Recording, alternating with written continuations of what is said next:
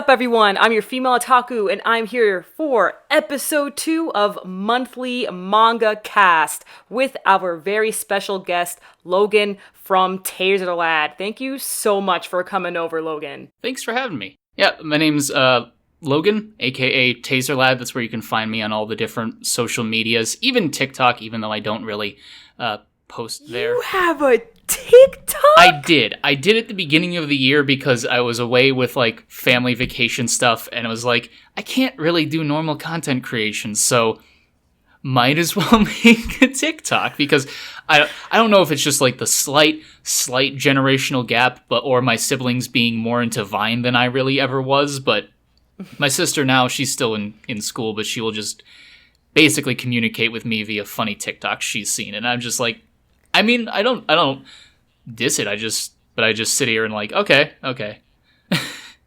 I can't believe this. I've had a TikTok this whole time. I had no idea you had a TikTok. It's because it's like I just didn't know what kind of like content I wanted to make on it, and I still really don't. I just kind of did I guess whatever I had access to. Just kind of random clips I found. Like, I think I did one from like Yudu Camp. I did like Reen getting hit by the dog, and it did surprisingly well for like my second TikTok.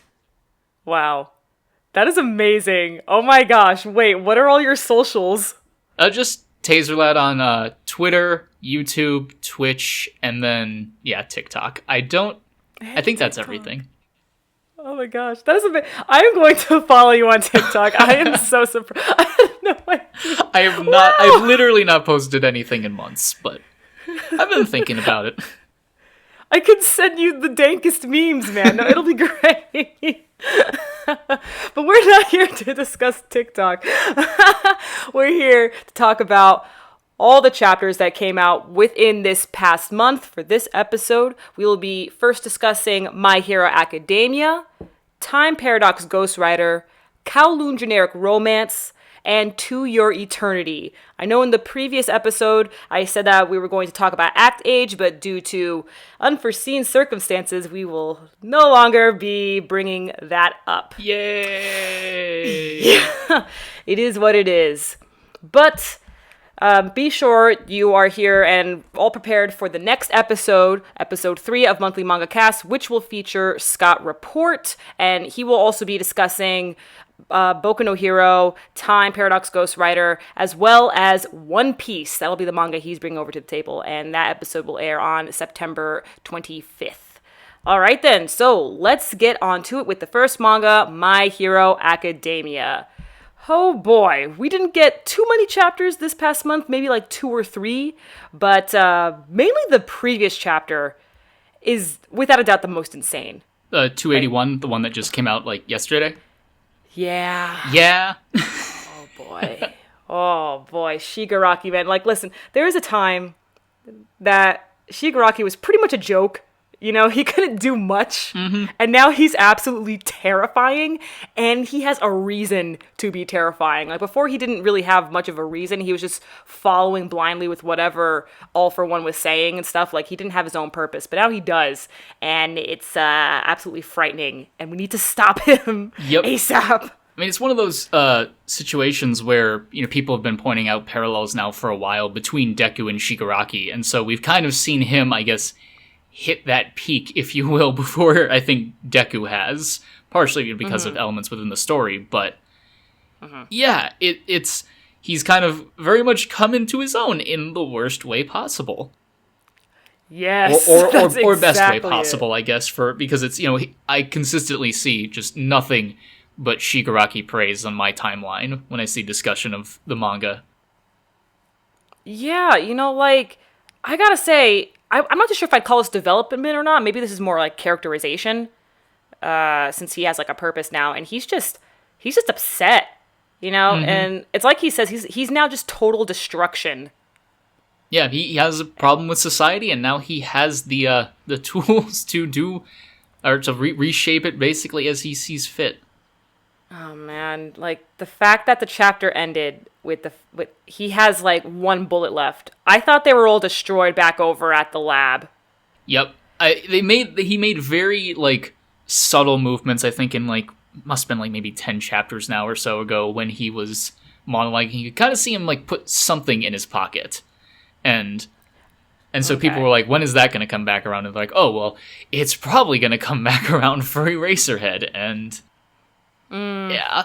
Oh, I guess the question for the next chapter just is like, so does Shigaraki successfully hit Aizawa or not, or does somebody literally take the bullet for him, kind of like in a Mirio way? Oh god, everything's going to shit. Oh, no. And I remember back when this arc started, there was little rumblings from a few people in the fandom being like, is this it? Is this going to be like the final arc? But I've not seen literally anything from Jump or Horikoshi or any official source saying this is anywhere close to the end, which just kind of means that the end of this arc is very much up in the air as far as what could happen. Yeah, I have no idea when this arc is going to end. For all I know, it's going to end within the next 3 chapters, or maybe it's going to end in November. No clue. But it is definitely one of those arcs that's pretty much just as important as the overhaul one, where it's just a huge game changer, and it's just going to affect the rest of the series. Yeah, I'd call it like an inflection point for sure. Like when the arc started, what was it? It was either when the arc started or when the Endeavor arc ended, where it was like January, and then it time skipped like 3 months later to March. So they're all about to become second years. Right. So either when this war arc ends, it's going to have another time skip to when they're all like graduated and stuff like that, or we're just going to continue right along, new school year, we're going to meet new first years and stuff like that. The big 3 are out and gone, one of those things. Yeah. If I had to bet on it, I'd say the prior, that we're going to see like another time skip, that like this is going to be some kind of victory for the villains potentially. Maybe not necessarily overwhelming, but it kind of a I'm trying to think of there was a series I had in mind that kind of did this, where it's it's the middle of a trilogy, right? Where it feels like they've kind of escaped with their lives, and that's considered like good enough, at least for I guess kind of like it's kind of the Forced Camp training arc, where the villains did win at the end. Right. They did. It wasn't a total win, but they destroyed a couple of pros. They lost a couple of allies, but they were able to capture Bakugo and stuff like that. So I think it's going to be one of those, right? Probably, and so that type of win. Yeah, especially with the kind of foreshadowing of Shigaraki like quite literally wanting to decay and destroy UA. Makes me feel that like the Academia title might not be the most applicable after this arc. Ooh, I like that. Oh, that's pretty cool. Like, just I because it's like how do you, assuming the villains have some kind of victory, how do you still have hero school unless you have the students like, I guess, flee to another country or something? Oh my god, it's a new arc where it's a joint school between UA and what was it called? Shiketsu. Yeah. Their rival school. Yeah. It's like, great, now we got to dorm all over again. We got to have new room tours. And yeah, I'd be really curious to see, like, when, I guess, the next comfy stuff happens, right? Like, the more slice of lifey stuff, like the cultural festival, or just even, like, the school room tours, the brief respites between the chaos. I'll be really curious to see. Yeah, no, for sure, because we're definitely going to get a more cutesy arc after this, but it's like, how cute is it going to be, and how long is it going to last? Because time skip wise, I remember, I don't know how long it would be, but I remember people latched onto the fact that when Todoroki, Bakugo, and Deku, when they were interning for Endeavor and they briefly met Hawks, Todoroki just kind of made some nonchalant, like, I guess you could call it like Chekhov's gun comments about, wow, he's so talented and he's only like 6 years older than us. Yes. So you could totally see him be like, okay, well, we're going to then next, whenever the time skip happens, we will see the UA students at like Hawks' age, so like 22. That'd be pretty sick. And then, of course, you get into the discussions about what all the time skip characters are going to look like. Exactly. We're going to get more redesigns.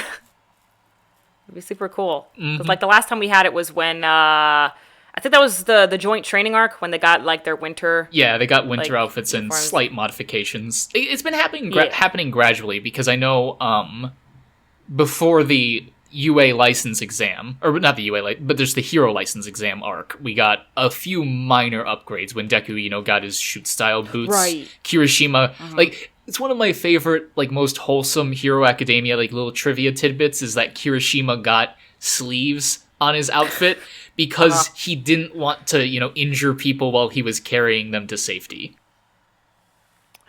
Kirishima's just such a good boy, man, you know? Yep. Actually, speaking of Kirishima, let me briefly talk about chapter 280, which fooled us all because we thought it was going to be a whole Mina-focused chapter. Freaking had a whole color page for her. I was like, oh dang, my girl is finally about to get some shine. And then she freaks out because Gigantomachia seems to be the guy from their like middle school past and stuff. Oh yeah, almost certainly. I feel like I don't know. It's not confirmed, but it's all but confirmed.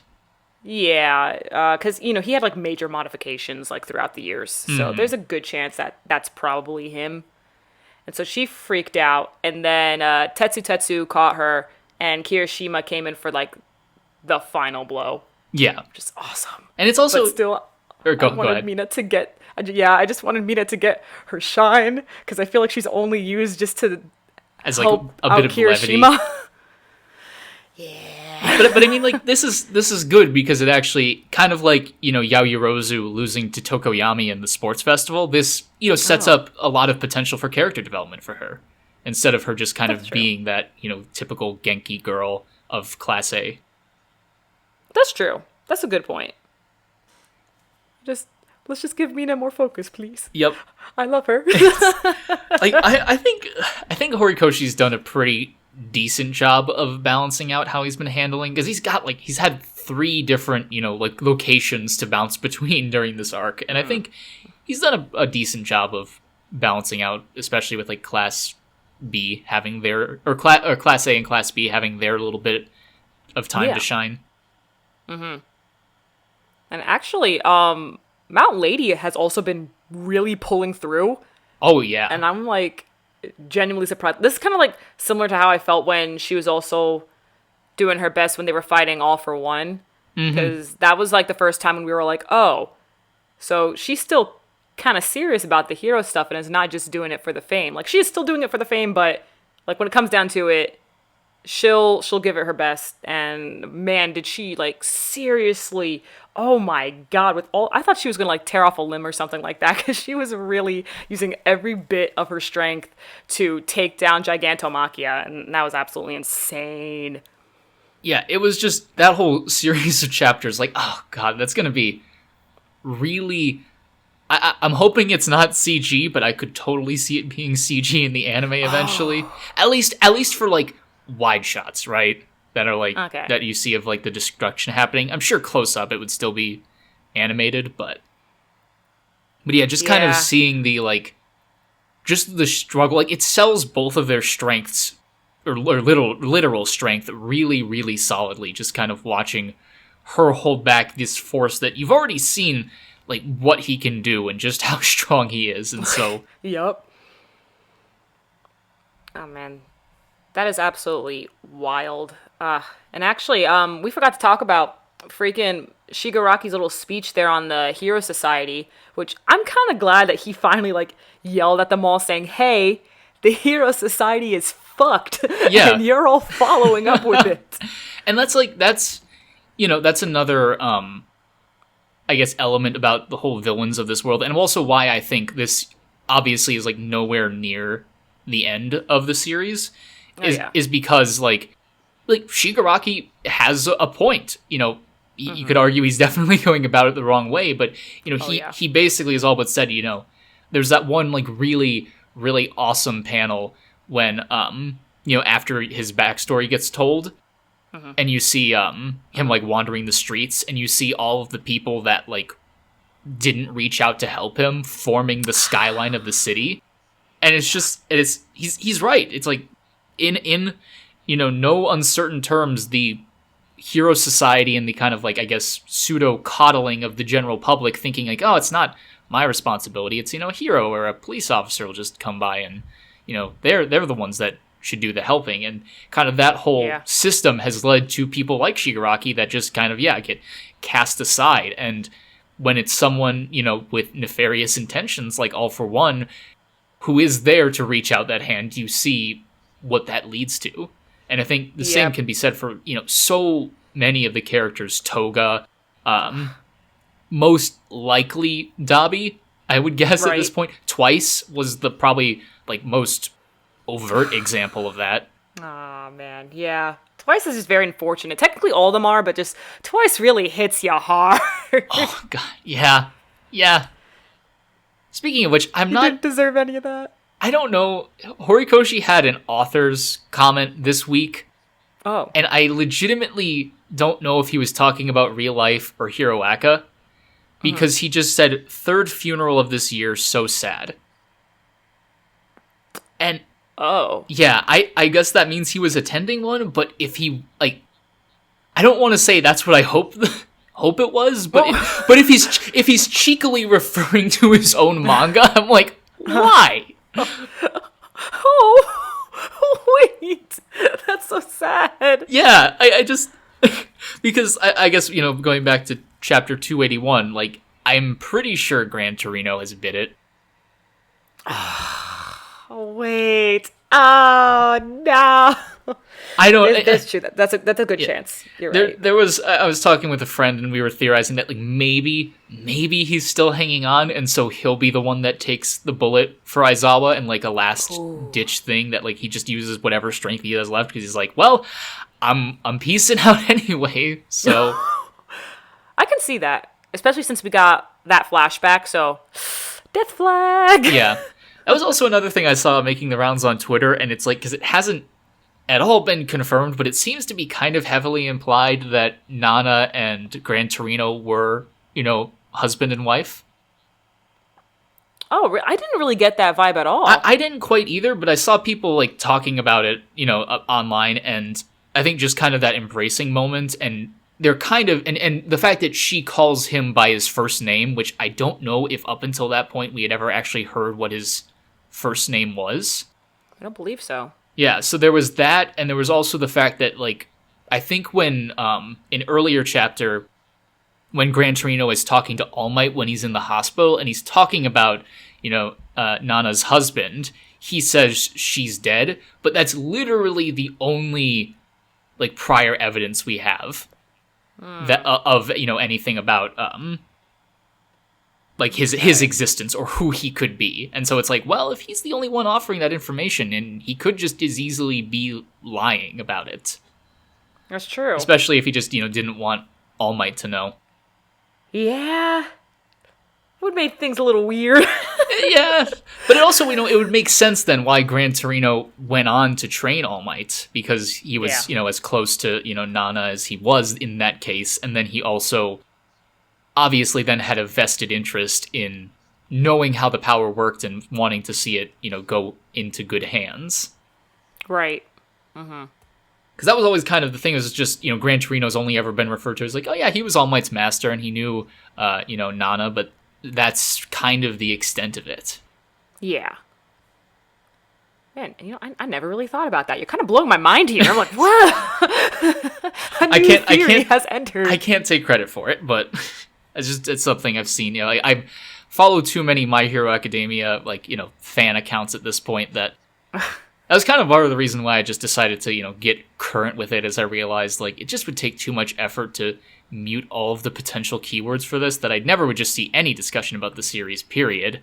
So it's just like, might as well just get caught up and just embrace the potential spoilers. That was me with Demon Slayer. Oh, I believe it. I mean, Demon Slayer's over now, but still, before that, I was like, okay, I better get caught up before I just get spoiled on everything. That's kind of the, I guess, blessing and curse of the Shonen Jump app, is that it kind of just came out in the middle of all of these series, especially, and then as things got more popular, it's just like, oh yeah, Demon Slayer, and it's like, oh, I can read the most recent chapter? Interesting, you say. Oh, The Promised Neverland? I've been lucky with The Promised Neverland, I gotta say. Yeah, I don't know why. I don't know if, again, I don't just follow the right accounts, but I feel like after a certain point, just people stopped talking about it. Maybe it was because most of the discussion kind of went back to the early season, or the early part of the story because of season 1, and with the only, like, pseudo-confirmation of season 2, now we know it's going to be in, like, January, but still, it's like an entire, almost, 2 years later from the... Yeah, almost 2 years later from the first season airing, which is just crazy considering, the series is over now. Exactly. And same with Demon Slayer, too. I mean, they were always going to be shorter stories based on, like, the clues and, I guess, information from Jump themselves. But still, you're not used to seeing that, right? Right, exactly. All right, then. And I think with that, we can move on to Time Paradox Ghost Rider. I feel like it's about to end.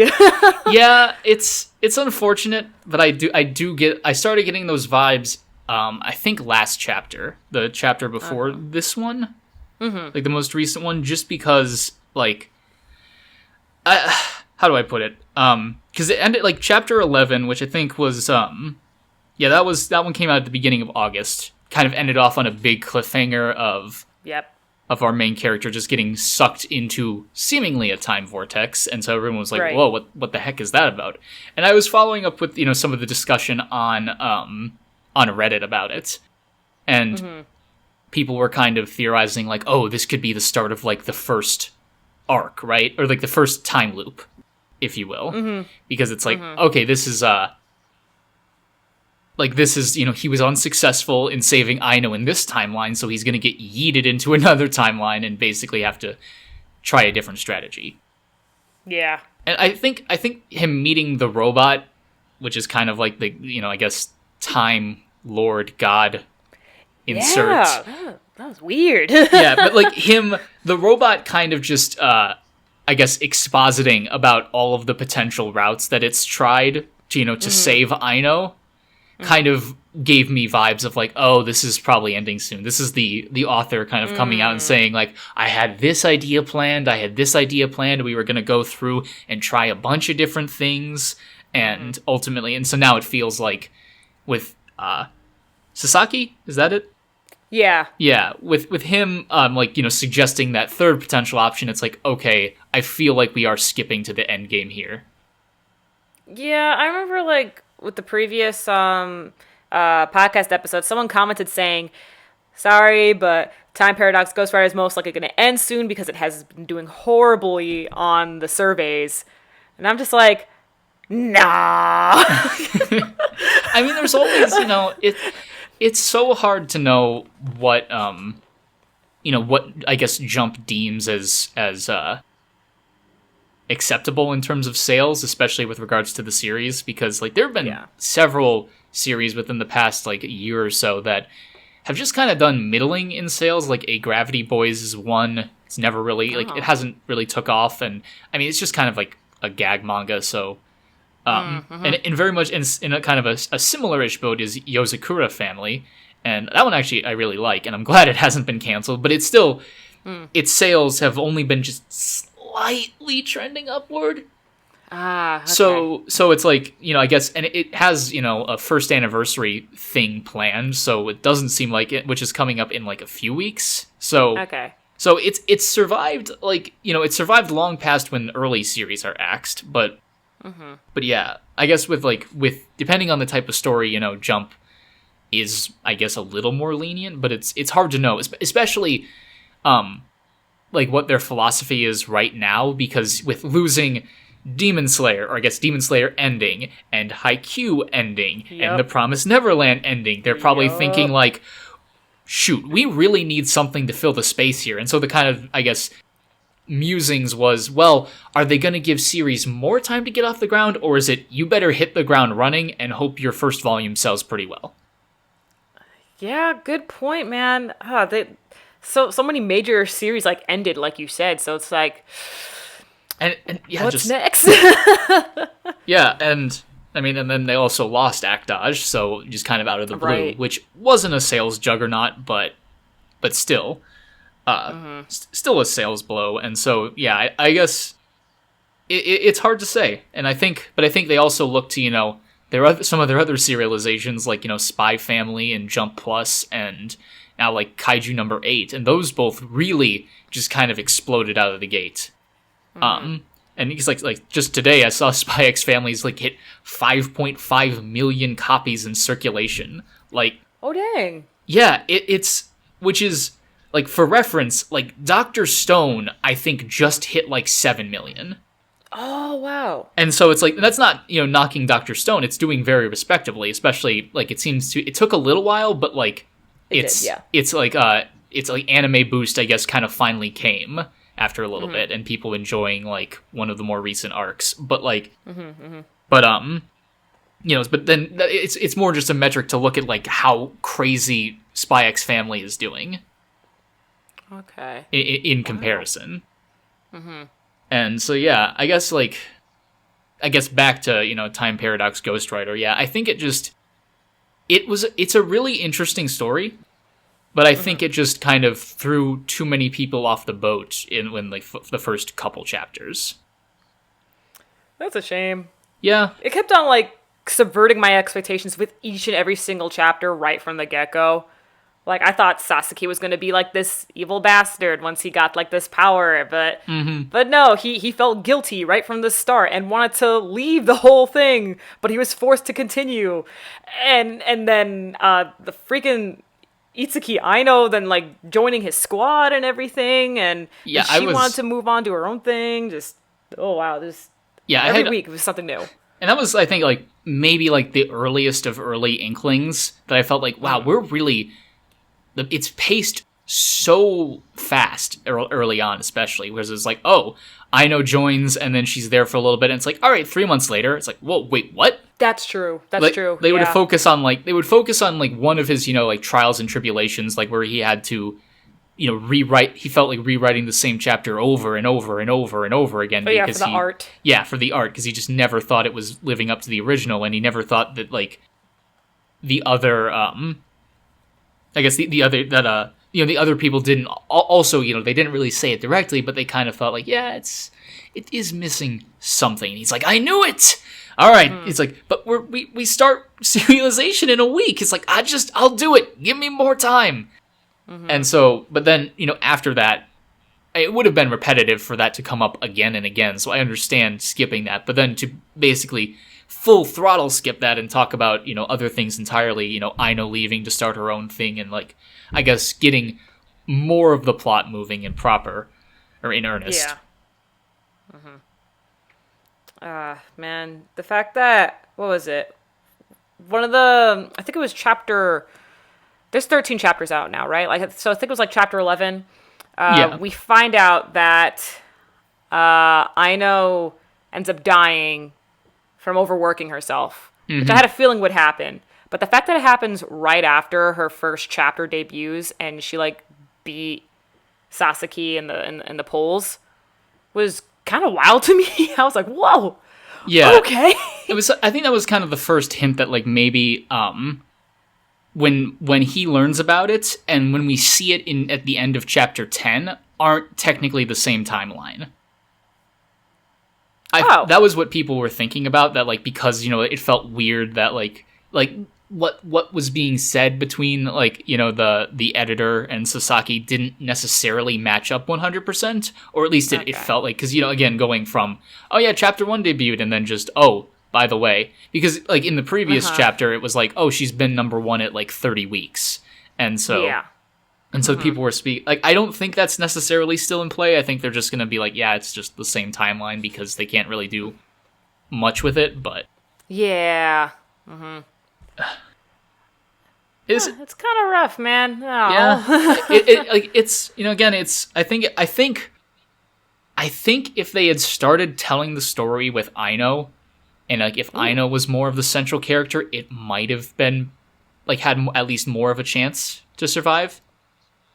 Because at least based on what I've heard from people that I follow that like kind of have, I guess, an ear on the Japanese and international, like outside of the West, rather, like that, their thoughts on it is that they just really did not like having to root for a plagiarist. Okay. And it's like, I think it's partially just, I think, a cultural thing that, like, obviously, because we're talking about manga, and so, with it being as, I guess, you know, universal as it is around there, like, circumstances be damned. Like, they just kind of saw that and it got a bad taste in their mouths, because they even, like, changed some of the dialogue when Volume 1 released to make it like seem a little bit less like, you know, it's not technically plagiarism. Like, it didn't go as hard on that language. Maybe in like an effort to be like, well, you know, we can kind of, I guess, save face a little bit. Because it's like, I think most of like the Western fan base, you know, like got that to an extent. I think that's why I saw a ton of people who I didn't know like really followed Shonen Jump that well, you know, on my timeline being like, yo, what's this? This is actually really good. And I'm like, why this now though? Like, we've had several series debut this year, but this is the one that's finally caught people's attention.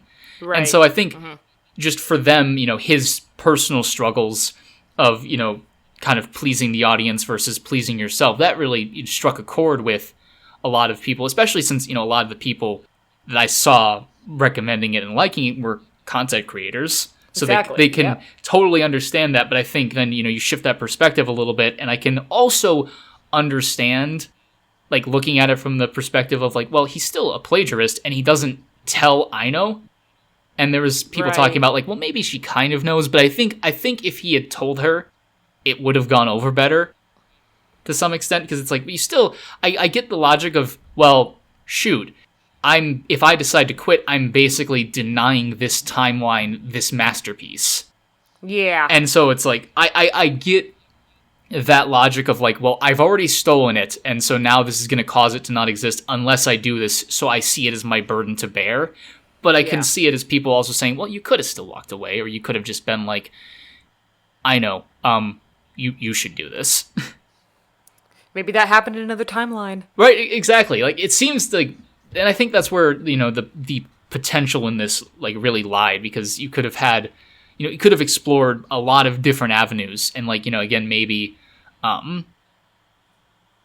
like, I know, you know, actually, you know, coming to terms with it, and maybe just kind of giving up being a mangaka, but then, you know, you could follow the logical progression of, well, what happens then? You know, does she find happiness elsewhere, or is she still depressed? You could ask, you know, questions about, I guess, that and, like, the value of art.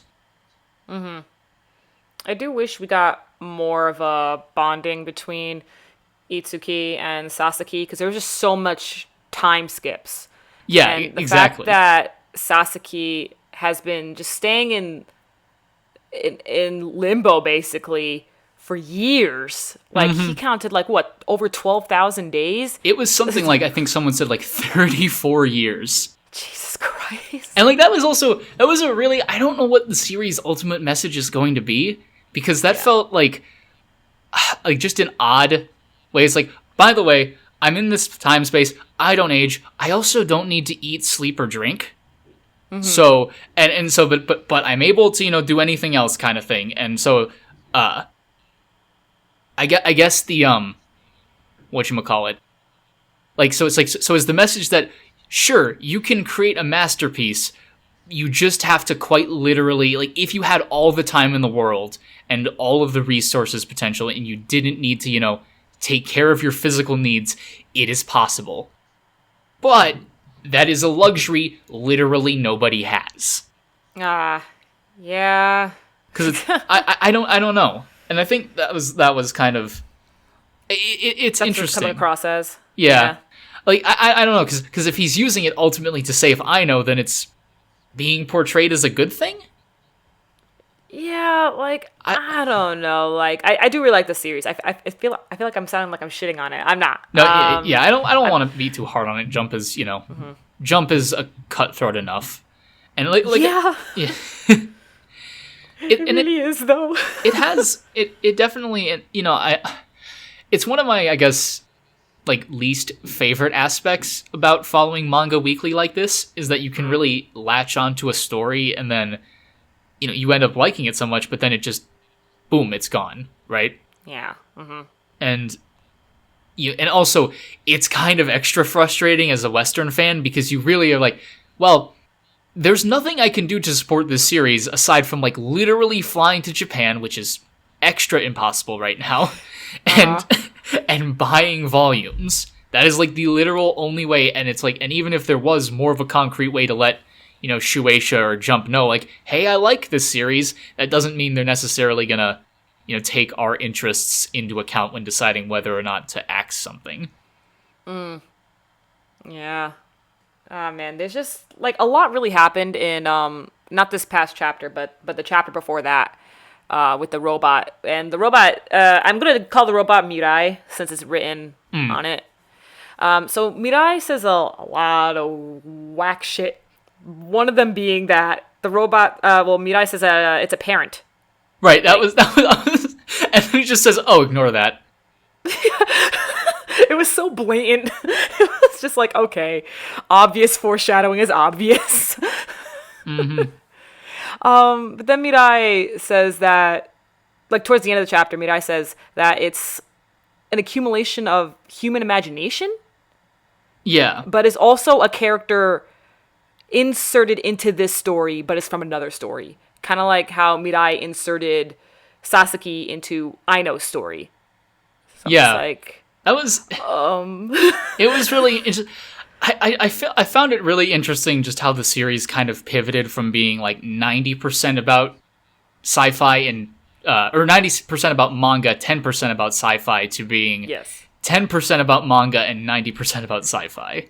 But yeah, like I feel like that would have been, in another timeline, it would have been like he would have been a really interesting character to kind of delve more into and maybe even get an arc. Oh, for sure. Yeah, because I had a theory in the previous episode. I had a theory that maybe Mirai is the old guy in Aino's backstory. Oh yeah.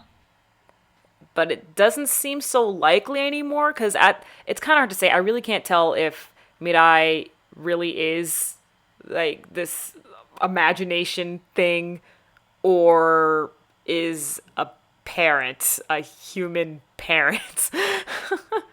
Right. I don't know. Mirai was saying that they were running out of power anyway. So I don't know. I don't know. It might just be one of those things that gets lost in from being axed. Yeah, it's just trying to. It's like I can't imagine the stress of having to, write a series, but also write it like at least in the beginning open-ended enough that you could at least somewhat succinctly wrap it up in less than 20 chapters if things don't go well. And so I think they just kind of flung this character in to be like, yeah, this is some exposition. I probably would have come in later. I might have just been more mysterious this time around if we had more of a chance, but sadly we don't. So I guess I'll just, Basically, we gotta treat it like how Sasaki treated it. He was just like, okay, I don't think I understand, but I've got enough. But you want to save Aino? That's good enough for me, magical time traveling robot. Essentially, he really said it is what it is. Yeah.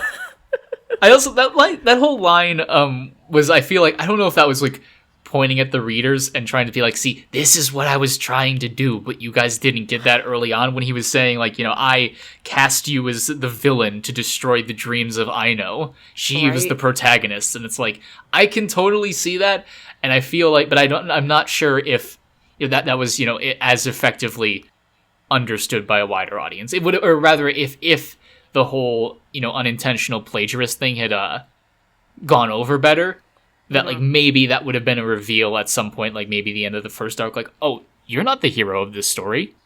What? Why do you think? No, Aino is. You are just the person that I tapped to help save her. You're kind of disposable. And I feel like that could have been like a really like oh shit moment. Oh yeah, no, I could totally see that, and just us following Aino for like the rest or like the majority of the manga. It's kind of like with Dr. Stone.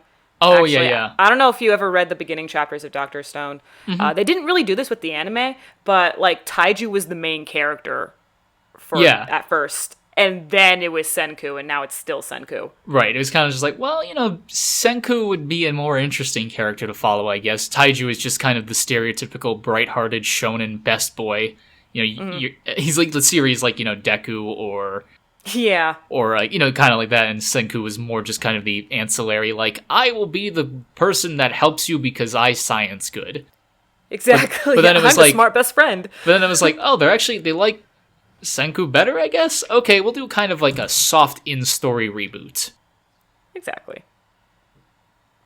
And it worked. It worked out really well. Yeah, I wasn't totally on board with Dr. Stone when I first read it, and I read those... Exactly. Those, I was like, oh, yeah, I wanted to see, more science stuff, and then when you get to, all the roadmap stuff and Senku just having brain blast after brain blast, it's like, this is really entertaining, and it's, again, unique for Jump, as opposed to just kids trying to survive the Stone Age with the help of their smart friend. Totally. Yep. And it's funny because with The Promised Neverland, it's like everyone's the smart friend.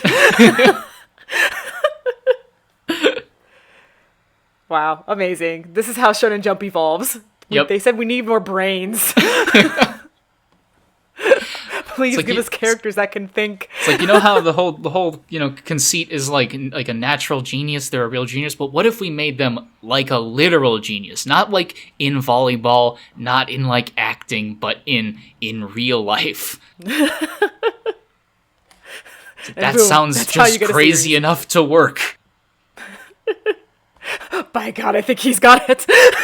Give that man leek hair and you've got a protagonist. Oh my God, that's it. Boom. That's the Shonen Jump formula. I think Senku has some of the most easily, anime hair out of anybody that's kind of left in Jump right now. I can't. A literal vegetable. It looks like Yukio hair. It's like, how does that... Is that all one solid mass? What's your bedhead look like?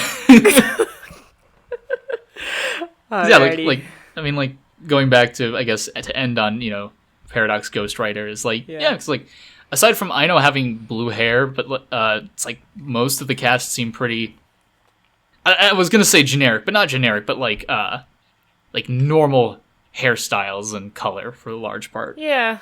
I think the only one that really stood out in design would be one of his assistants. I think he has orange or red hair, and he has piercings and stuff, and he seems pretty young. Yeah. He was the only other one, but dang it, I wish we got to learn more about the assistants too. I was expecting us to after they were all introduced with their individual little quirks. I was like, oh, cool. Yeah, we'll get to know more of them better. Maybe each of them has, I don't know, contrasting pieces of advice or something. Exactly. And they have to and so he takes them each aside and talks more directly to them. Mm-hmm. I remember they were hinting at some strange stuff with the guy with glasses. He didn't seem to approve at first, or he was suspicious of Sasaki and if he's able to pull this stuff off. And then it kind of just got sidetracked. Once Sasaki came out with a new chapter and stuff, he was like, oh, okay, I approve, everything's all good. Yeah. I'm just wow, okay, well, there goes that character. And of course, it's also a little unfortunate that we're losing an older protagonist if it is indeed axed. Yeah, that's always true. Just something different. It's not it's more of a recent trend than anything. Just seeing all of the, I guess, high school age rather. Yep. So I don't know if it's something that kind of I guess the big three brought out. Because now the whole trend kind of seems to be characters that are in high school aged, or are high school aged, and might also be in high school to an extent. Yeah. Which I think people are could possibly attribute that to Assassination Classroom being as popular as it was. Oh wow, yeah, that's true. I don't know. I mean, some of the series, they do age, but of course you gotta stick around for a solid 7 years to see that character design. Yeah, exactly. But hi, cute. Yeah. I didn't say anything. That was kind of one of the things that I liked about that other Jump Plus manga I mentioned temporarily was Kaiju number 8, because the protagonist is in his freaking 30s. Oh, I didn't know that. Okay. Yeah, that was kind of the thing that interested me at the beginning. Was oh, that's something you don't see in Jump now like often much nowadays, so felt a bit right, refreshing as someone who hasn't read a lot of the other, Jump stuff with, the older Jump stuff with adult protagonists. Yeah. Well, we'll see what Jump has left for us, I guess. They're probably checking their files, being like, okay, we need something. They're probably banking at least a little bit on Kubo returning for at least a little bit. Right, yeah. Because he's only coming back for 4 chapters, but, I'm sure okay. Bleach fans will eat up Burn the Witch if it's just more of what Kubo does best. I'm sure it'll, probably sell well. Because I think, they tried that with Samurai 8 and Kishimoto, and Jump just wasn't having it, or rather the audience wasn't having it for whatever reason. Yeah. Got announced for an anime, though. That was fast. Yeah. That's kind of, I guess that's partially why, is they're like, okay, it's already coming back for only 4 chapters, so we're not axing it, obviously. It's just gonna be a quick run. Might as well capitalize on it as much as we can. Yeah, honestly. Because they've got 3 more series after this. Oh, boy. Coming out. They've got one that is about, like, I didn't read the one shot of it, but it seems like it's almost like, dealing with the occult in a high school. Like you have like a guy who can kind of see ghosts, which is not out of the normal for Jump protagonists. Right. But and like him being paired up and I guess going around and solving these mysterious occurrences. And then there's a gag manga that I don't know much about that's coming out after that, and then after that is a vampire one, which is for real? Yeah, there's like some. I literally only know that it's like it features, I think, the leads as potentially vampires, or at least one of them, but beyond that, I have no idea what it's about. But with how much Jump has kind of recently been going for like demons and stuff like that, and like kind of, curses and more occulty stuff, I'm like, vampires actually feel kind of strangely refreshing. Wow. Never thought I'd hear that. Whoa. All right, then I think with that, though, we can move on to Kowloon Generic Romance. Which, by the way, thank you so much for catching up. I can talk about this with someone. I just was like, well, let's see. It was like a couple days ago. I was like, how many chapters does this have? I've heard, rumblings about it. It's like, oh, only 24. And it's, after the first couple chapters, it's a standard, like 19, 18 page length. So I was like, that's not that many. Yeah. It's like a bi-monthly manga, and it's been going on since November. Okay. Yeah, the most recent chapters, man, this has turned into something else, honestly. It gets more and more sci-fi within each chapter. Yeah, that was something that they definitely like wasn't crazy prevalent in the early ones, like at least in like the first chapter. Like you kind of got the sense that there was something going on, but they didn't. Then in chapter 2 they overtly say like, "Oh yeah, by the way, we're trying to build a second Earth." And I was just like, "Oh, okay, I guess that's the kind of story this is going to be." And also just the, I guess they keep referring to like dystopic elements. And you can kind of definitely see that crop up every now and then. Yeah. And just a huge mystery as well. There's like a lot going on. Yeah, you have the romance, you have the mystery, and then you have more of the sci-fi elements because, oh my god, there are multiple clones. Yep. Oh, okay, so you believe that they're clones too. Oh yeah, for sure. Yeah. Absolutely. That was one of the things I noticed when I was first reading. It was like literally on like one of the first couple pages, like when I'm blanking on her name. Kujirai? Yeah, Kujirai is out smoking and eating watermelon. Yeah. There's just like a single panel of DNA, and I was like, "What's that about?" And it's never brought up or addressed, but it's just like kind of it's just a panel, and I was like, interesting. But yeah, and then that also with the like little like they don't piece it together for you. You have to go back and look yourself. But like if you pay attention to their ages, Kujirai is still 32, despite the fact that we know that at least unless he's lying, we know that Kudo has been in Kowloon for like 4 years now. Yeah. because he starts off younger than her when you kind of get his introductory chapter, and then Yep. Mm-hmm. That's like that. This whole wild thing now, especially the previous chapter really blew my mind. No, actually, no, I should say the previous 2 chapters, because first we have the guy who worked up at the tea shop. I think his name was Guen or something like that. Yeah, Guan. I don't know. It doesn't seem like a normal-ish, like a normal Japanese name, at least not one that I've heard. So I pronunciation is out the window. It's probably Mandarin since it's in Hong Kong. Oh, good point. They're there's Xiao Mei, you know. Yeah, yeah.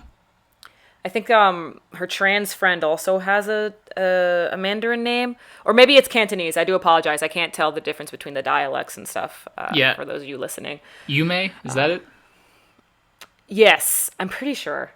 Yeah, I think. I'm drawing a blank. This is what happens when the chapters come out inconsistently. The names just kind of. Yeah, it's. But what was it? Freaking. I think his first name is Tao, so I'll just go with Tao. Yeah. But the guy who worked up at the tea shop, he suddenly disappears. Mm-hmm. And everyone's wondering where the heck he is, mainly Kudo. And then we see this guy with a mask just hobbling on throughout town, just charming people, I guess. It's like, charming. Hey, it's your local mime. He was so creepy, though. You see, I want to say he was creepy, but everyone else thought he was entertaining. So I'm like, okay. Yeah, I don't know. Just the unblinking mask and the style of the mask in like the same as like the mascot of of Kowloon, or of the generic Terra. Yeah. It seemed like to kind of have those vibes, and it's like I don't know. It's just I don't know. If what's the mangaka's name? Oh, Jun Miyazuki. Yeah, I don't know if Miyazuki like intends for some of the elements to come off as creepy as they are, but it works. Like the guy with the slit tongue, I just was like, god, the doctor! I was like, nope. I'm just gonna read these little pages really quickly because I don't know what it is. It's just one of those. It's kind of like the flesh fang you see on a lot of anime girls now. I hate that. I feel like it just doesn't work for me. So it's like it's a similar thing where it's just like I don't know, imagining it just sends shivers where they shouldn't shivers, be. Yeah, the shivers worsened when he kissed her. I was like, oh please God, no. No. But like it's like even when they first meet Yume, when they're like exploring the noise disturbance, right? And there's like it's a really well done paneling because you see like the door fling open and you see all of them staring, and I'm like, oh, what's on the other side? And you just flip, and like it was probably a lot creepier than Miyazuki was intending, but like just seeing all those dolls staring back, I was like, are they alive? I don't know, because again, like, as you're learning more about this world, you kind of are like, okay, I guess, like, they could be androids or something, or who knows, so, because kind of, like, there hasn't exactly been a set, I guess, like, set world building as far as we don't really necessarily know what they can or can't do with technology, and so it's like, anything's theoretically on the table. Mm-hmm. Yeah, because we're still finding out so much about this world. Like, again, like, going back to the doppelganger thing. Freaking Tao, when we find out that he is the guy from the tea shop, like, the one who's in, like, the mask and stuff. Mm-hmm. But then, he's also not the guy in the tea shop. Like, I'm pretty sure that Tao, the one with the mask, is a clone. Especially since he's hanging around the doctor, and the doctor seems to be fascinated by clones. Yeah. That, I definitely agree, or that could also be a twist. It's like, again, we don't know how many clones there even are, right? Yeah. So who really knows? Yeah, maybe the doctor. Ooh. Yeah, that was another like one of my favorite like segments of like the manga so far was like, which also just kind of had me thinking about like potentially not necessarily a clone, but like I guess I think it was meant to be more symbolic looking back at it now, was like the double page spread turn from when Kujira is like looking at her photo and you see Tai like standing there, or Tao standing there, and then just page turn, she's in the same location but the coffee shop is just in shambles and cracked, and I'm like, oh, I love that. It's terrifying, but I love that effect. Yeah, freaking, oh my god, Kudo, in the most recent he said that he hates Kujidai. Yeah, that was weird. Like, I don't know if I don't know if that's just to like push her away, right? Like he knows more than he's letting on, which I get the sensation that's probably true. Oh, he definitely does. Yeah. Especially when Kujidai I was surprised, really surprised at this, but she goes up to him and is just like, hey, I know I'm not your Kujidai. I know I'm like kind of living someone's life, but I do know what is mine, my shoes, my jewelry, all that, and my love for you. Yeah, the decisions I've made, right? Yeah. And then Kudo, he's just like, this poor sad man. He's just all like, actually, you don't really know anything. And it's just... That's true, but you don't have to say it. I know, exactly. It's like, please, sir. Why do you have to do this to us? I was like, I know he's hurt because that was his, fiance. And she's no longer around. And instead he's staring at this clone every day. And it seems like also based on what, I guess, Tao saying what he did and just kind of in passing, it seems like Kudo kept whatever happened to the previous Kujirai, like, pretty secret, it seems. Mm-hmm. Yeah. And that kind of, leads to all the questions, like, well, how, I guess, deep does it run? Like, is the manager of their, like, real estate business, is he blinking twice at there being, this identical Kujirai in, like, working now? I don't know. He seems like the most aloof man. Did you see when he did the Salt Bay? The panel? God. Feeding the fish. Yes. This man, he didn't even care when the doctor showed up and was just being an absolute fool in front of them. Yeah. Like, Kudo was calling him out, but the old man didn't care. Like, oh, what lovely guests. Nice to have you. Oh God, I can't. I'll fix some tea. Oh, to be that blissfully ignorant. How is he their boss? I don't understand. Anyway. So I guess the main question next is, what exactly is the doctor's goal in all this? Like, I don't understand what he's trying to do with Tao. Like, is he just trying to use Tao to mess with people? I don't know. Especially with his comment about, well, first Tao kind of brings the preemptive. He's like, don't worry, I didn't eat or drink anything. And I'm like, why is that important? Yeah. Like, that doesn't seem... And then they reinforce it. I don't know if it's the same chapter or the next chapter, where he says, like, yeah, I'm not going to go anywhere. I'm not going to eat or drink anything. But that doesn't mean I can't be a little fun with this. Yeah. That's when he goes down and confronts Kujirai. Mm-hmm. Yeah, I don't get it. As for the comment on, like, the eating and drinking stuff, because Kujirai, eats and drinks and stuff. So maybe it's to keep his memory or something? Maybe. I could be like just like an imperfect clone sort of thing, that maybe their metabolism is whack, and so or maybe the clones are supposed to be perfect and therefore they're like supposed to maybe have like longevity or something like that, but like if you do things that are, I guess human, or like if you consume food or something like that, it wrecks it. Yeah. I don't know. It could be like literally anything, and then you're like, I guess for all intents and purposes, a normal human, and you've kind of consigned to just live out your life, whatever, like, that entails. Mm-hmm. Essentially, yeah, with Kujirai, like, what's she supposed to do now? She's completely rejected by Kudo, because he's just too hurt by all of this, and I can only imagine.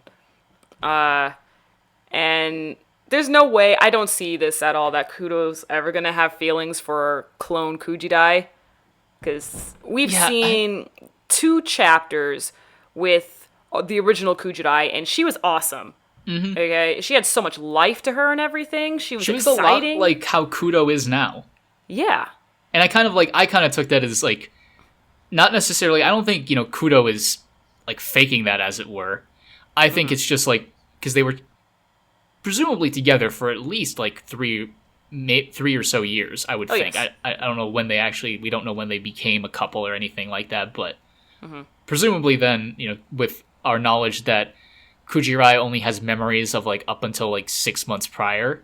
Yeah. That, like, that something happened around there. So, a decent amount of time. And, there's just kind of things with people in general where you pick up other people's mannerisms the more times you spend with them. And so I kind of took that as, like, him being a lot, or rather her being a lot like him, and then for him being a lot like her was probably a result of their relationship a little bit. Oh, for sure. Yeah. At least that's what I though. like. I wouldn't mind if it's like, if he's trying to, like, potentially just use that personality to keep Kujirai at, like, a distance. Mm-hmm. But if it's all an act, I'd feel like, okay, you could still obviously do interesting things with it, and I don't know where they would go with that, but part of me just hopes that it's just kind of like on a sentimental level, it's that he just kind of became more like her over time. Okay. Yeah. It's kind of weird though, especially like what happens to the originals, like original Kujirai and original Tao, because the doctor mentioned, he's like, oh, you know what they say, like you can't meet your doppelganger, like you'll die if you see your doppelganger, Yeah. So it's like, are you telling me you up and killed the original Tao, or is he, and, like, for what sent off purpose? somewhere else? Especially since, like, it seems like the doctor isn't, like, all-knowing, right? Like, he doesn't entirely know what the situation with Kujirai is. Yeah, no, he's completely He obviously knows, like, she's a copy. Yeah. But he probably doesn't know her story, right? Her full story. Right. No, for sure. I don't think he knows anything about, like, original Kujirai. But it's weird. I don't think Clone Tao knows anything about original Kujirai either. Like, he said all that bullshit stuff, but when he first heard about, like, Kudo and stuff, at this point, at least from what we've seen, he hasn't run into Kudo yet. So when Kujirai mentioned, like, Kudo and stuff, she's like, oh yeah, like, regulars like Kudo have been, like, wondering where you are. And he was like, Kudo. Yeah, I know Kudo. Right. So I think he was just saying a bunch of shit just to see how another clone would react to knowing that they're a clone and that they're living someone else's life, and that's all their purpose. Just kind of messing with her in very, very bad ways. Yeah. I'm like, dude, why you gotta be such a dick? I don't understand. Is that a side effect of being a clone? Huh? Like, it's a pretty big side effect. I guess my theory, if you will, is that it definitely has, like, something to do with the building the new Earth. Yeah. That, like, maybe there's something going on where, like, it's copying, like, surface level things at first. Right. Which would kind of be, like, buildings and structures and also then, people, before it, like, ends up replicating the Earth proper, which we don't even necessarily know, like, the full, like, why they're doing that, beyond just, like, it's an investment and it'll, I guess, be good for the economy. I don't know. Maybe it has something to do with Kowloon itself, because we all know what happened to the original Kowloon. It no longer exists. Right. They said it was, like, scheduled for demolition. Yeah. No, like, in history, like, it got tore down in, like, what, the 80s, the 90s, or something like that? I am not sure, but yeah. But in this view, it says, like, right in the first chapter, like, hey, this is a dystopian future where, like, Kowloon is around. But maybe it means more than we think. Like, the cloning has already begun with the town itself. Right. Like, it's not the original town. This is a clone of that town. It's like, it's definitely, yeah, that's definitely possible. And, like, but again, the question remains is, I guess, like, why? Is it just a side effect? Do they have some plan to, I guess, just, like, maybe are they trying to perfect the clones and make them, like, I guess, quote unquote, objectively, in the eyes of the bad guys in the series, like, objectively better people, and then they just kind of, like, shove them all off onto that other Earth, and you're like, make utopia, right? Or something, or just, like, I don't know. Like, yeah, no, I see what you're saying. Yeah, just as kind of something of, like, humanity is beyond saving, so we're going to try and perfect ourselves while also perfecting Earth, I guess. It's just kind of this mass, like, moonshot of of our species. I don't know. it's weird. It's really hard to say. I'm sure there's more hints being dropped at us that we just haven't even noticed yet. I'm come very back much into play. It's definitely one of those manga that I would very much, I'm sure, enjoy rereading like in another year or two and just go back and be like, oh, that was, and this was, and it was in front of us the entire time. They've been dropping hints since chapter 2 or something, or just because I've already noticed that several times. That just like going back to look, like not really, it doesn't really explain stuff to you, but if you go back, you can have a better time or easier time of putting potential pieces together. Yeah. Mm-hmm. It's like when you watch an anime and you see like the opening, and then like you've read the original source material, so you're just like, oh, I see what you did there. I know what those little 2 frames are. That was kind of like, that was what originally worried people about the 4th season of My Hero Academia, when that bop of an OP came out with the second half, the that was me. School festival arc. Yeah, like they're like, wait, Endeavor is standing there. He's got his fist raised. Oh shoot, they're gonna adapt the Pro Hero arc too. And then people were worried about the pacing and how that would shake out, and then all those fears just washed away. Yep. Yes. I was like, well, bye. Stand corrected. Yeah, I mean, like, it was understandable, and they did have to trim a lot of the fat from those couple chapters, but... And they didn't technically complete the Pro Hero arc, because we still have Dabi to go, but that's that's a really good way to start Season 5. Oh, boy. We're not going to get into Season 5, but Season 5! Oh! Oh, man. But yeah, Kowloon Generic Romance... absolutely insane. I honestly have no clue what's going to happen next. That's really me with every single chapter of Kowloon Generic Romance. I have no clue what they're going to touch upon next. Like, did I expect a weird masked man to frolic throughout town and turn out to be Tao? No, I did not. Did I expect Kujanai to make a whole confession and then get rejected so harshly? No. Not this early on. No, I did not. So what the hell is going to happen next? I have no clue. But I do know that the only thing that was hinted that's coming up is Xiaomei like moving into the apartment. Which yeah, I wonder if that'll lead to anything. Like, I guess it has more of a significance than we thought, because they dedicated a whole chapter to finding an apartment for her. So yeah, what's Xiaomei, the like, definitely. It's like, it's interesting because at first you think she's just kind of like a side character, right? Or just kind of that character that works everywhere, like a Doc from Avatar. Yeah. In that one season. It's like, yeah, I work here too. I work part-time everywhere. Yep. So, yeah, that's pretty much it for their Kowloon Generic Romance. So then up next we have our final manga to discuss, which Logan will take over, and that is To Your Eternity. Take it away, buddy. Thank you. All right, so To Your Eternity is the next manga from Yoshitoki Oima, who you probably know better as the author of A Silent Voice, which received a KyoAni adaptation. What was that, like 2 or 3 years ago now? Oh man, I think that came out 2016, but the English release was 2017. Yeah, that makes sense. So yeah, like 3 years ago, and it was a very short, succinct manga series, and then she's only in her 30s, and she's already then put out. She just got back to work, and she started publishing To Your Eternity in Weekly Shonen Magazine, I believe. Yeah, basically the same magazine that's run stuff like Fairy Tail and Seven Deadly Sins and stuff. And I think it's also the same manga that ran A Silent Voice. Mm-hmm.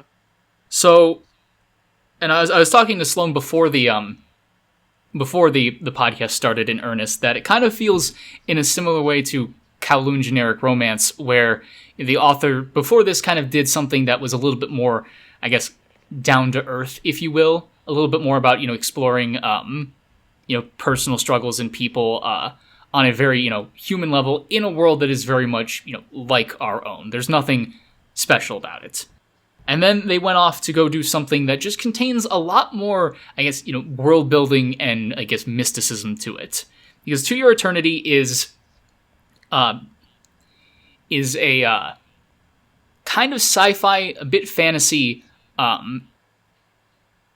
adventure story, kind of self-discovery. I'm doing a very bad job of explaining it, but basically, it also has one of like the best first chapters in like recent memory that I've read, because basically it just starts off as this supposed, you call them god if you want. They don't really ever identify themselves. They're kind of just of this like cloaked entity, right? That is supposedly all powerful. Just sends an orb to Earth that responds to stimuli, and I don't think it's not a quote from the manga, but basically is just like, just to see what happens.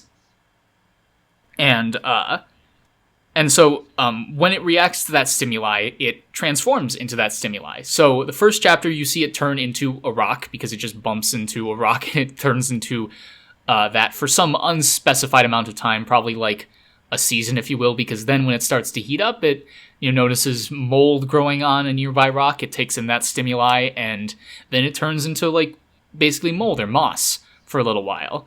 And then I believe that's all it turns into for a little bit, until then a injured wolf happens upon it and just kind of looks at it, the rock or the mold, and just keels over. You don't necessarily know that it's keeled over until later, but basically falls over, and then that stimuli is enough for this weird orb rock thing to take the form of it and basically gain, some level of consciousness, some level of kind of awareness that, oh, I am a living thing. And then it happens to find its way back to a village that it supposedly, I guess, originated from, and you learn that in the first chapter that, yeah, it lived here with this boy who we never learn the name of, because, it's that's another thing. It's written very well, so it's not like we don't get any really internal dialogue from the boy. We just kind of see like, oh, Joan, you're back. I missed you. And so it's very, makes sense, just kind of boy talking to his dog, but he doesn't, introduce himself like, hi, I'm so-and-so, and I'm living in this village. But, yeah, and then as the first chapter goes on, you learn a little bit more, because it's like, oh, is he here by himself? And it's like, yeah, you learn that for one reason or another, basically, his village abandoned him. I think they were just left him behind to potentially take care of the other sick and elderly. Not as, I guess abandoned is a strong word, but, like, they were setting out to find, I guess, better lands, because this is still in, like, a pretty much, like, frozen tundra. It might have been during the winter, but it still was pretty far north on wherever on the planet this was. And so you follow the boy and the dog, and they're just daily journeys, if you will, just kind of the catching fish and just surviving. And then after a little while, the boy kind of, you get like the sense that he really wants to have gone off where the rest of his village did, especially now that he's the only one that's still around. And so he resolves to do that, heads off, and then on their way there, he gets injured in a way, but resolves to keep going. He's like, it's not that bad. It will keep going. And I guess it's also relevant to say that it's not a specified period in time, but it's definitely, I guess, before like the age of modern medicine. It's probably like I had to pick a time, probably maybe like 1200s, something around that. And so eventually they're following basically these kind of like wayfinders that people from his village have put out to like let them know what direction they went in. There's like rocks with arrows, and you get to this one point where he sees that arrow has been crossed out, and you kind of just look out, and it's just this desolated field of traveling supplies and whatnot. And so he kind of just he is very delusional about, like, he's like, oh, we found it, but then he just kind of slowly breaks down and cries and just kind of, not wanting to admit it, but coming to the realization that, oh, this is what happened. And so he kind of, and again, a little bit of like a self-delusion, says we should just head back to the village and I guess wait for them then, because it's like maybe they, went off somewhere else and found a better place. And they get back there, and then you can kind of see the kid's condition worsening. And again, there's like no thoughts or really internal monologue at all from the dog at this point. He's the boy's kind of carrying the story. There's occasionally dialogue at the beginning of some chapters from that like kind of creator that sent the orb to Earth, but there's really nothing like in these chapters or in this early bit. And so his condition's worsening, and you kind of get the sense like, oh, is he? And then he passes away. And like the last thing he says to the dog is like, "Remember me forever," and kind of in like a really like, it's really sad. And then like almost like I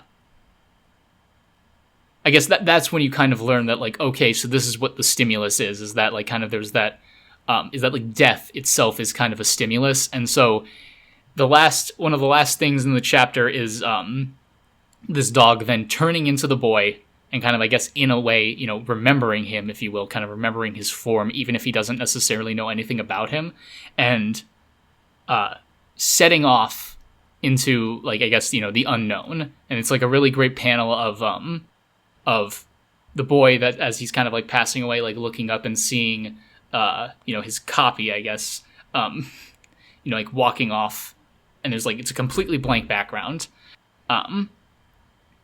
And then you kind of, from there, the story evolves because you go through and Fushi, he's eventually named Fushi. For a while, you just don't have a name for him, but they kind of call him Fushi because, lo and behold, they don't really, he's got the intellect still of a dog. He didn't just gain the boy's memories, he didn't gain the boy's, like, level of brain power or anything like that. He still has the intellect of a dog, so he doesn't talk, he doesn't, he responds to stimuli like how a dog would, and for a while you just kind of follow him like that as he meets new people, and so that's where when you learn his name, is like because they see he doesn't know any better, he just gets like shot in the head or like torn apart by a bear, and just kind of casually reforms, because that's the other thing, is he's immortal. Like, the god gave him a body that cannot die, that it just kind of reknits itself and it's fine. He still can experience, the pain of it, but at the same time, it's really only just an inconvenience. And then as he's also, like, not necessarily limited to his transformations. He can transform, like, other things that he's, sensed and like, knows well. But he can only, like, turn his own body, I guess, in, like, his vessel into other things. But he could still become the wolf if he wanted. And so the series is kind of then, from there on, all about Fushi's journey of just kind of becoming an actual person and kind of slowly discovering what his purpose is. And also, meeting people along the way. And there's kind of, like, that nice, like, there's a little sentiment about, at least as I took it, as kind of, the people you meet in your life, we're all products of our environment. And in that sense, it's like very literal for Fushi, because as he's, growing and meeting more and more people, they like quite literally become a part of him, as well as kind of shaping the kind of person that, he's supposed to be. And it gets kind of crazy from there, because it's a series, about someone who can basically live forever. That's where, like, the title comes from, to your eternity. I think another translation for the title is like, to you, the immortal. And so you kind of ask yourself at a certain point, like, so is he gonna, outlive a lot of his companions? And I guess, like, if you really, the anime is coming out in, like, October, so if you really, really don't want to be spoiled, I guess don't, like skip to the end from here. But the answer basically becomes, he has his companions die, and sometimes in, like, natural cases, sometimes in, like, not so natural cases, and he then, kind of turns into them. And there's, like, a really good scene decently early on where he kind of is like, he learns from the creator, who eventually makes an appearance, that's like, what the hell is my purpose, right? After he's kind of, like, learned some language, and the creator just tells him, like, your purpose is to basically, I guess, preserve things, preserve the work that I've done, aka, I guess, Earth. And so, because you have, like, the capacity to do that, and it's like, But, at the same time, the creator doesn't necessarily, like, rush him or anything like that. Just kind of is like, yeah, you should just, I guess, learn to become human, what that means, and also just then preserve as you go and whatnot. And eventually there are also enemies that kind of rise up and are, like, very much supernatural in and of themselves. They're like, no, you shouldn't do that. But it's, like, a twist later on that you learn that, like, okay, they're... maybe the bad guys kind of have a point. But, that requires a lot more explanation. But, so part of that is, I forget my slight train of thought where I was going with introduce. I remember. There's, a really great part where Fushi is just kind of, after he's learned what his supposed, purpose is, he's just kind of like, maybe I should just, give up. Maybe I should just go back to being a freaking rock and just not deal with this. That would be easier than having to, live with the pain of losing the people that I've cared about. But he's like, no, because I am the only person, especially for that first boy. He's like, I'm the only person alive that, remembers him. And I'm the only person that can remember him. So it's my job to live on, and in living on, remember him. Kind of that very, that sentiment that, like, nobody's ever really gone until, like, the last person who knew them is themselves gone, because then there's nobody to kind of carry on their story. So, yeah, you see Fushi go through, different companions, and they have that's kind of how I tend to differentiate. There was, like, one big arc that lasts kind of, I guess, like, the first 112-ish chapters. But there are a lot of, like, mini arcs in between that I would say are kind of dictated by the companions that Fushi meets along the way, because it's really kind of their development early on that carries the series, while Fushi is still kind of, learning how to eat and learning how to speak and stuff like that.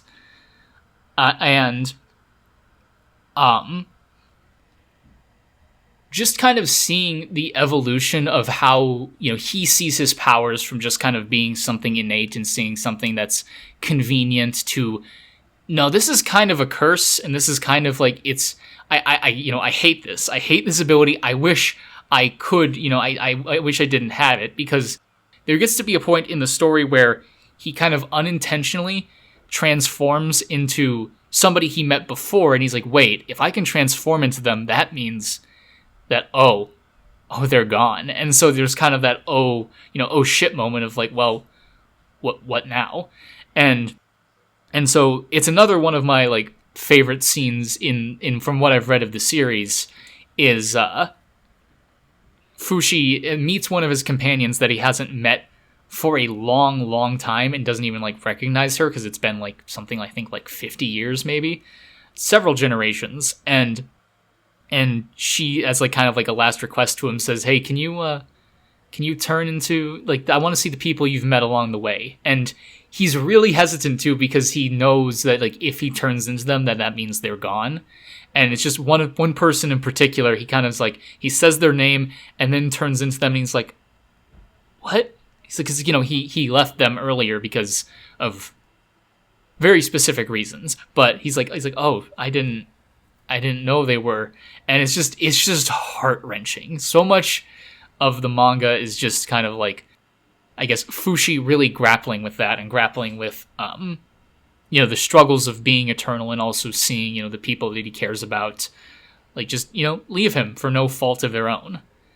And yeah, I could get into, like, more specifics, but, like, all of his companions are, like, really great, and they have, their own little quirks about them, and seeing how they differently interact with Fushi is, some of the best parts of the series, especially as he kind of, like, and to see how, after the fact, how he kind of is like, okay, well, this character is good at shooting, with a bow and arrow, so maybe I should transform into them, or this character, can, like, is able to fit into smaller spaces, so I should, kind of utilize them. And again, that kind of same idea of other people lifting you up and you being, I guess, better for it, and there's kind of that symbolism that I took away from a lot of it. And I guess I'll kind of leave it off on they really like the mangaka has really kind of, you can tell, thought about where this series like can and could potentially go, because there's just one point where basically Fushi's existence causes a multi-generational long cult to develop.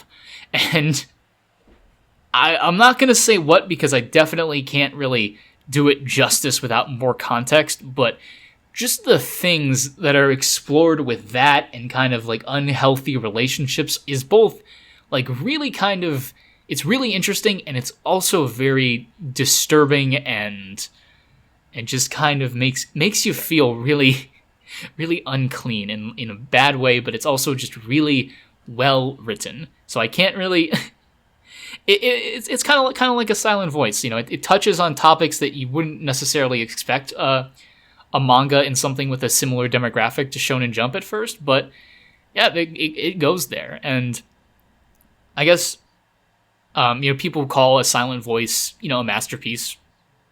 Very deservedly so. I haven't read the manga yet, but I want to. And you haven't? I haven't. I will definitely be reading it now, because I know it's not that long either. I stare at my volumes, good sir, of the full collection of the manga. But yeah, I'm so surprised. But it's kind of, it's crazy to me, like how, I guess, you know, and from what I've you know, seen / like know of, you know, A Silent Voice, I know like that it's held in basically as high of, if not higher regard than the movie, because I know the movie glosses over a lot for the sake of being a film. But like, just kind of like seeing an author who's, again, like not like less than a decade older than me, having like 2 potential masterpieces like under her belt, because the series also does like a really interesting thing with its time skip, because the time skip, you know, is like literally hundreds of years. But yeah, it's really good. I think I got all of the English volumes that had currently been published. I got them all via like a Humble Bundle sale. That was kind of why I started it, was because like they had a bunch of manga for pretty cheap, and was like, oh, To Your Eternity's on there. I don't mind reading on like my phone or my laptop necessarily.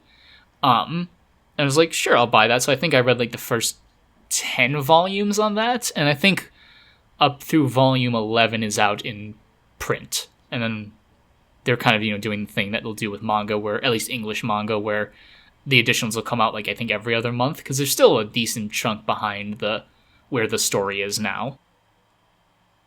And I can't speak as much to, like, I guess, post time skip story, but I've been told from other people that have read on ahead that it asks the right questions again with kind of the nature of that, and does some really cool things with the time skip element. All right, super sick, man. I forgot that there was an anime coming out. Yeah, it's because like that, like, I guess that was what I was going to say, is that like if that could be I don't know, it's only going to be 20 episodes, so I'm not entirely sure how much they're going to adapt from it, but just that the fact that they're not shoving it into 12 is, I think, good. They probably thought about how much they want to tell within the story, and I could see them covering like maybe the first 2 or maybe 3 arcs in that. Mm-hmm. But I think, like, yeah, if you're unsure about it, if you're not as into manga, especially if, you know, you are somebody that likes to buy the physical volumes, then maybe, you know, give the anime a shot. If that piques your interest. 'Cause yeah, I don't remember the studio that's doing it. I think it's Brainspace that might be doing it. Oh, well, maybe you should read the manga. Well, it'll be a hit or miss. The director is pretty seasoned. Okay. He's done several Naruto movies, and he's also, I think he did Baby Steps, as well as he's been on the staff for a lot of other things too. Mm-hmm. And that's where I remember him from too. He was also the guy who like soloed an episode of Tower of God, who did like all of the key animation for an episode of Tower of God. From like, that was, I remember there was a tweet that somebody was saying like, yeah, this guy basically did all of this, and it's like, so it's like, you know, after that I can kind of, you know, somewhat trust him. Okay. I think. Gotcha. All right then. Well, Logan, thank you so much for coming on for episode 2 of Monthly Manga Cast. I am so happy with how this series is going. Oh wow, we had some pretty good discussions there. Nice theory crafting. You're a guy who really pays attention to the panels, I've got to say. I enjoy it. I enjoy good paneling. I think, like, I don't know, especially that's, I guess, an advantage of, like, reading something weekly and, like, being caught up with stuff is that you got a week then to wait, maybe more if the magazine's on breaks. You kind of go back and, you look at it a second time and you're just like, oh, that's really interesting. That's cool. Yeah, essentially. Yeah. Oh, man. All right, everyone. So make sure you subscribe to Logan over on his channel at TazerLad. There will be a link in the description to his channel as well, to all of his social medias, including TikTok. I'm still thinking over that. And Twitch. Bringing it full circle. And make sure you are all caught up with Boku no Hero and Time Paradox Ghostwriter, which I don't think that'll be too hard, Kowloon Generic Romance, and good luck with this One Piece for the next episode of... I had to say it. For the next episode. Yep. I knew it was coming. The next episode of Monthly Manga Cast featuring Scott Report. I also want to give a very special shout out to Giovanni Herrera for donating to my Patreon. If you'd like a very special shout out in the next video, stream, or what have you, then please click on the Patreon link in the description to donate, as well as link to my coffee and my personal social medias if you guys are interested. And yeah, the next episode will premiere on September 25th. So you have a month, guys. Good luck, everyone. Bye-as. You can say bye too, buddy. Oh, bye. Thanks for having me. I wasn't sure. I'm your female otaku. Sayonara.